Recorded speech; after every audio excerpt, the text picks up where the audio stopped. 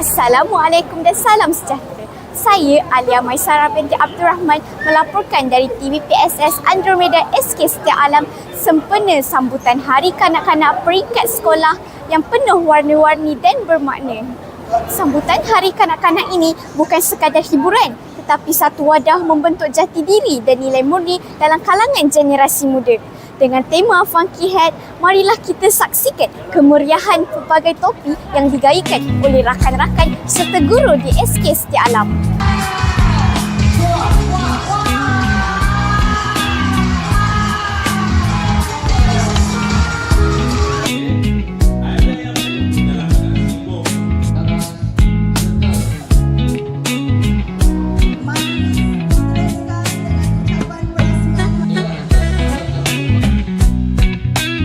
Assalamualaikum Tuan. Waalaikumsalam warahmatullahi.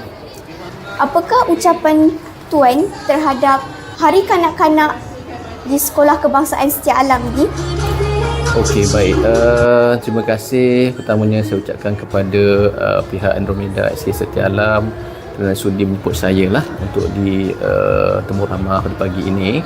Jadi ucapan saya kepada anak-anak SK Setia Alam sempena sambutan Hari Kanak-Kanak tak lain tak bukan adalah selamat maju jaya kepada semua anak-anak SK Setia Alam yang telah menimba ilmu di SK Setia Alam daripada tahun 1 hingga tahun 6 ya. Mudah-mudahan anak-anak SK Setia Alam sentiasa dilindungi oleh Allah Subhanahu Wa Taala dari segala musibah dan dikurniakan kecerdasan, akal fikiran, kesihatan fizikal serta apabila tamat belajar di SK Setia Alam nanti akan menjadi seorang insan yang berguna kepada keluarga, kepada komuniti dan seterusnya kepada negara kita Malaysia. Justru saya sekali lagi mendoakan agar anak-anak SK Setia Alam sentiasa berada di dalam keadaan sihat walafiat di samping keluarga tercinta. Baik, Alhamdulillah pada hari ini kita dapat sama-sama meraihkan satu hari yang disebut Hari Kanak-Kanak di SK Setia Alam. Jadi bagi saya, Hari Kanak-Kanak merupakan satu hari yang ditunggu oleh murid SK Setia Alam, yang mana kita akan mengadakan beberapa program yang khusus utamanya daripada pihak prasekolah, tahap 1, tahap 2, PPKN dan sebagainya.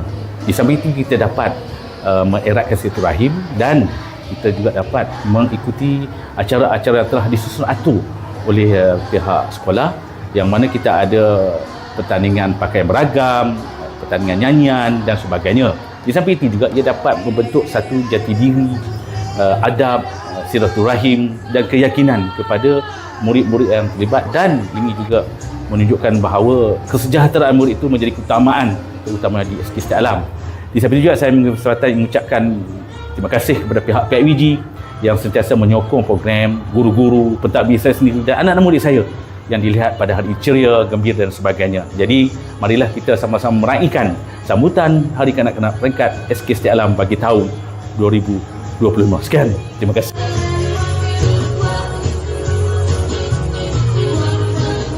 Sambutan seperti ini bukan sahaja menceriakan kanak-kanak, malah menjadi platform penting membentuk sasiah dan semangat kenegaraan.